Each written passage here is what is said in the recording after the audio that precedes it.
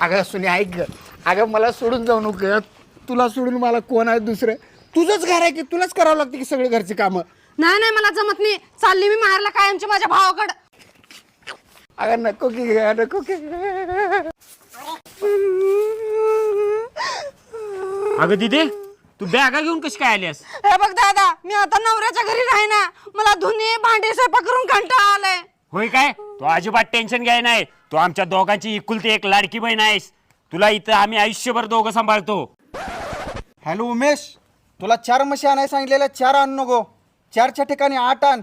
आता माझी बहीण आल्या शेण काढायला. अगं ये की.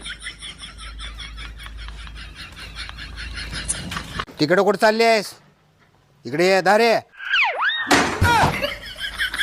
अरे लाडू पटपट नाटक करते भावाचा सांगते मोठ्या.